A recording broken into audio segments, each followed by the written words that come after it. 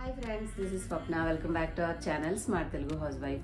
ఈ ఇంట్లోకి వచ్చిన తర్వాత చాలా తక్కువ వ్లాగ్సే చేశాను. కనీసం మనం 2025 ఏదో అయిపోయింది, ఇంకా 2026లోకి ఎంటర్ అవుతున్నాం.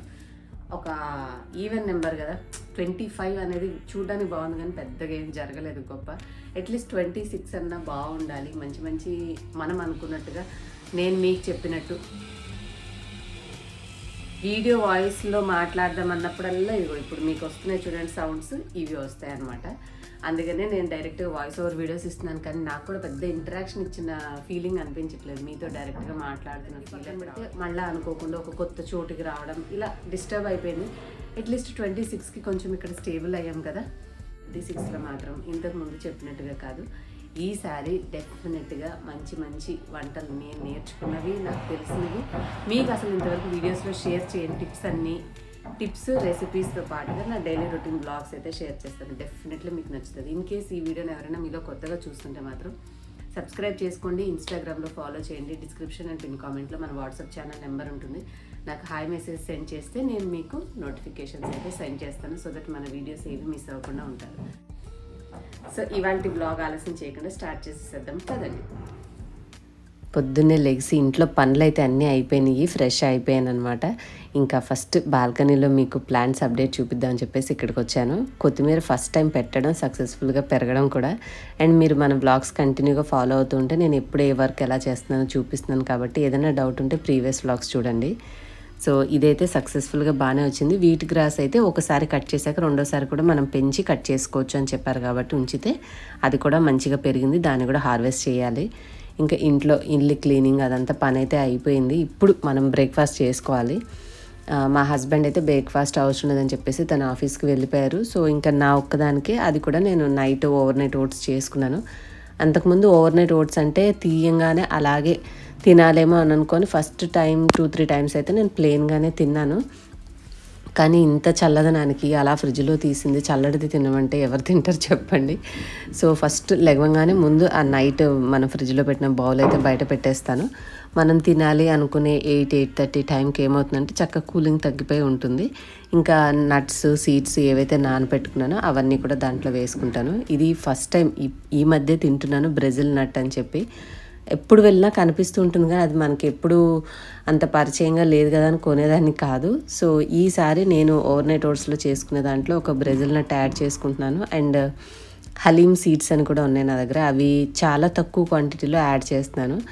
ఆ రెండు మీకు మేబీ చూపించినట్లేను నేను చేసుకునేటప్పుడు, బట్ నా దగ్గర అయితే ఉన్నాయి. నేనేంటంటే ఎక్కువ కాకుండా విడిగా నానబెట్టేసి కొంచెం దాంట్లో వేసేయచ్చు అనుకునేవి పాలల్లో వేసేస్తున్నాను అనమాట. లైక్ అంజీరా కానీ కొంచెం డేట్స్, ఖర్జూరా నా దగ్గర ఎప్పుడన్నా దేవుడికి నైవేద్యంగా పెట్టడానికి ఉంటుంది అన్నట్టుగా ఒకసారి ఒక ప్యాకెట్ తెచ్చాను. సో ఆ ఖర్జూరాలు కూడా ఒకటి తీసేసి దాంట్లో గింజ తీసేసి కొంచెం లోపల మనకి పురుగు ఉన్నట్టుగా కూడా అనిపిస్తుంది ఒక్కొక్కసారి. మంచిగా వాష్ చేసుకొని దాంట్లో వేసుకుంటే నాని మార్నింగ్కి న్యాచురల్ స్వీట్నర్స్ ఉంటాయి. ఇవే ఎక్కువలేండి. నేను ఫస్ట్ ఇట్లాగా ఓవర్ నైట్ ఓట్స్ చేసిన రెసిపీ మన ఇన్స్టాగ్రామ్లో కూడా పోస్ట్ చేసినప్పుడు ఒకళ్ళు కామెంట్ చేశారు, ఇది చాలా ఎక్కువ కార్బోహైడ్రేట్స్ ఉంటాయి అని చెప్పి. చెక్ చేశాను, బట్ స్టిల్ ఓకే, ఎక్కువ కార్బోహైడ్రేట్స్ ఉన్నా కూడా మనం 3-4 చపాతీలు తిన్నప్పుడు ఇది ఏమని చెప్పండి, ఇది కూడా దాంతో ఈక్వలే కదా. కాకపోతే చేసుకొని కాస్త ఒక 2 నిమిషాలు ఉడికించేసుకొని దించి కాస్త సాఫ్ట్ అవుతుంది. ఓట్స్ కూడా తినడానికి బాగుంటుంది. మీకు నచ్చితే ఏదైనా స్వీట్నర్ యాడ్ చేసుకోండి. పొద్దునే కదా, నేనైతే అలాగే ఆ న్యాచురల్గా ఉన్న వాటితోటే తినేస్తున్నాను. ఇంక వాళ్ళ లంచ్ కూడా నా ఒకదానికి ప్రిపరేషన్ కాబట్టి రెగ్యులర్ రైస్ కాకుండా రాగి సంకటి చేసుకుందాము అని చెప్పేసి కొద్దిగా రైస్ అయితే కడిగాను. మీకు చూడడానికి కొంచెమే అనిపిస్తున్నాయి, కానీ ఇది అన్నం మనం బాగా సాఫ్ట్గా ఉడకబెట్టుకుంటే క్వాంటిటీ ఎక్కువ అవుతుంది. సో ఒక పావు కప్ అనుకోండి, ఒక పావు కప్ రైస్ మాత్రమే కడిగేసి పక్కన పెట్టాను. అండ్ ఇది మనం మిడ్ డే స్నాక్ అనమాట. ఈ చలికాలంలో ఫ్రూట్స్ తింటాం అంటే పెద్ద ఛాలెంజింగ్, ఎందుకంటే అవి చల్లగా ఉంటాయి, మనకి చల్లగా ఉండి తినాలనే అనిపించదు. కాకపోతే ఇలాంటివి తినాలి అని అనుకున్నప్పుడు మీకు ఆ చల్లదనం తగ్గాలి అంటే ఒక చిన్న చిట్కా చెప్తాను. మామూలుగా కొంచెం నీళ్లు గోరువెచ్చగా చేసి ఫ్రూట్స్ని కాసేపు దాంట్లో వేసేయండి. అలా చేయడం వల్ల ఆ ఫ్రూట్స్లో ఉండే అధిక చల్లదనం ఏదైతే ఉందో అది నార్మల్ అవుతుంది. మీకు తిన్నా కూడా ఎక్కువ జలుబు చేయదు. మ్యాక్సిమం మనం కాస్త మిరియాల పొడి చల్లుకోగలము అని అనుకునే ఆప్షన్ ఉన్న వాటిలో మిరియాల పొడి వేసుకొని తింటే కూడా మీకు ఆ చలవ వల్ల వెంటనే జలుబుగా అట్లాగా అనిపించదనమాట. నేను ఈ ముక్కలు కట్ చేసుకొని లైట్గా పెప్పరు. ఆ పెప్పర్ అసలు నచ్చేదే కాదు, కాకపోతే అది తింటేనే మంచిది. మన పూర్వం వాళ్ళు కారానికి బదులు ఈ పెప్పరే వాడేవాళ్ళు అని తెలిసాక ఇంటెన్షనల్గా అలవాటు చేసుకొని మరి అన్నిట్లో యాడ్ చేసుకుంటున్నాను.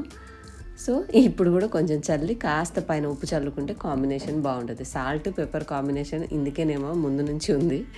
సో అలా వేసేసుకొని తీసుకొని మంచిగా తినేసాను అనమాట. పని చేసుకుంటూ ఏముంది, కట్ చేసి కాస్త ఫోర్క్ పెట్టుకున్నాం అంటే పని అవుతూ ఉంటుంది, తినేసేయచ్చు. ఇంకా ఆ తర్వాత కొంచెం రిలాక్స్ అయ్యాక ఇక అన్నం అయితే వండుతున్నాను. ఈరోజు జనరల్గా ఇది నాకు తెలిసిన ప్రాసెస్. నేను ఇప్పటివరకు మీకు చాలా తక్కువ సార్లు చూపించుంటాను మన ఛానల్లో. ఎప్పుడో 1-2 సార్లు చేసినట్టు గుర్తు. అది కూడా షూట్ చేశానో లేదో నాకు ఐడియా లేదు. అన్నం ఏంటంటే మెత్తగా ఉడికిన తర్వాత మనము రాగి పిండి వేసి కలుపుకుంటే రాగి సంకటి అవుతుంది. లేదు రాగి ముద్దలాగా ప్లెయిన్గా కూడా చేసుకుంటారు, కానీ మరి అంత హెవీ కాన్సన్ట్రేటెడ్గా అసలు అంత మెత్తగా తింటే మనకు ఆ అన్నం తినే ప్రాణాలకి అది అలవాటు అవ్వదు కదా అని చెప్పేసి కొద్దిగా రైస్ కడిగాను. దీనివల్ల ఏంటంటే మనం రైస్ మిస్ అయిన ఫీలింగ్ ఉండదు, ప్లస్ కొంచెం మిల్లెట్స్ యాడ్ చేసిన వాళ్ళం అవుతాం. ఈ 2026లో కొద్దిగా మిల్లెట్ రెసిపీస్ ఇంక్లూడ్ చేద్దాము అని అనుకుంటున్నాను. జనరల్గా అయితే నేను మిల్లెట్స్ ఇంతవరకు కొన్ని దోశల్లాగా తప్పితే ఇట్లా మన లంచ్ రెసిపీస్ అయితే ఏం ప్రిపేర్ చేయలేదు. ఏదైనా ఉంటే నానబెట్టామా, గ్రైండ్ చేసామా, దోశలు వేసామా. సో కొంచెం లంచ్ రెసిపీల్లో కూడా అవి కన్వర్ట్ చేసి వాడుకుంటే బాగుంటుంది, అంటే నేర్చుకోవాలి మిల్లెట్ రెసిపీస్ అని చెప్పి అనుకుంటున్నాను. ఇది ఒక బేసిక్ అనుకోండి. అన్నం అయితే నిదానంగా మనము కాస్త పొంగు వచ్చిన తర్వాత పొంగు తీసేసి సిమ్లో పెడితే కొంచెం సేపటికి చక్కగా సాఫ్ట్ అయిపోతుంది. అలా అయిపోయింది. అంటే మనం కరెక్ట్గా ఐడియాగా కొలతల ప్రకారం వేయలేదు కాబట్టి ఇంత బియ్యానికి ఇన్ని నీళ్లు పోయాలనేది లేదు కదా. సో అన్నానికి సరిపడా నీళ్ళు దగ్గరకు వచ్చేసాక ఈ రాగి పిండి వేయంగానే టైట్ అయిపోయింది. సో ఎటు కెటిల్లో కొంచెం వేడి నీళ్ళు ఎప్పుడు రెడీగానే ఉంటాయి కదా, కాస్త వేడి చేసిన నీళ్ళు కొన్ని కలిపాను. ఇదేంటంటే వెంటనే నీళ్ళని తీసేసుకొని ముద్ద అనేది దగ్గరగా అయిపోతుంది అనమాట. సో అప్పుడు అడగంటకుండా, అందులో స్టీల్ దాంట్లో కదా చేస్తున్నాము, చూసుకొని కొంచెం వాటర్ యాడ్ చేసుకుని అది కూడా కొంచెం సేపు ఉడకాలి కదా. నాకు తెలిసి నేను చాలామంది ఏంటంటే కాసేపు అన్నం మీద వేసేసి మూత పెడతారు. మనం అన్నం ఆల్మోస్ట్ ఉడికిపోయింది, మనం కొంచెం అంటే దగ్గరగా ఉన్నప్పుడు వేస్తే ఏమైనా కాసేపు వదలడానికి సమయం ఉండదేమో. నేను ఆల్మోస్ట్ మెత్తగా అయిన తర్వాతే వేశాను. ఇంకా తర్వాత కొంచెం ఎక్స్ట్రా వాటర్ వేసుకొని అడ్జస్ట్ చేసుకుంటే చక్కగా దగ్గరకు వచ్చేసింది. ఇంకొక నిమిషం పాటు మూత పెట్టేసేసి అట్లా ఉంచేసి స్టవ్ ఆఫ్ చేసుకుంటే ఆ వేడికి ఆ అన్నము కలిపి మొత్తం ముద్దలాగా చల్లారాక మనకి నీట్గా వస్తుంది. తీసుకొని హాయిగా పప్పు, చట్నీయో లేదంటే కూర ఏదో ఒక దాంట్లో పెట్టుకొని తినొచ్చు. సో ఆ ప్రాసెస్ చేసేసాను. మీరు కూడా అంటే మళ్ళీ రాగులు కూడా రెగ్యులర్గా తీసుకోకూడదులేండి. కొంచెం థైరాయిడ్ ఇష్యూస్ ఉన్న వాళ్ళు జాగ్రత్తగా చూసుకోవాలన్నమాట. ఇది థైరాయిడ్ గ్లాండ్ మెడిసిన్స్ తోటి కొంచెం ఇంటరాక్షన్ అయ్యి మన బాడీ అబ్జర్వ్ చేసుకోకుండా చేస్తుంది. రాగులు మంచిదే, కానీ ఆ ఇష్యూస్ ఉన్నవాళ్ళు తక్కువ తీసుకోవాలి, లేదంటే అసలు తీసుకోకూడదు. అది తెలుసుకొని జాగ్రత్తగా వాడుకోండి. నేను అందుకే ఎక్కువగా ఏమి యూజ్ చేయను. రేర్గా ఇట్లాగా వీక్లో ఒకసారైనా వాడుకుంటే మిల్లెట్స్ బాగుంటుందని చెప్పేసి వండాను. ఇంకా ఈ బట్టలు అయితే చల్లదనానికి మడతేయడానికి లేక అక్కడ అలాగే వదిలేసి ఆరేయడానికే కుదరదు. ఎందుకంటే ఏ రోజు షిఫ్ట్ ఆ రోజు వస్తూనే ఉంటాయి కదా. సో ఇంకా ఈరోజు ఆరాల్సినవి కొంచెం ఏదో ఎండ వస్తుంది.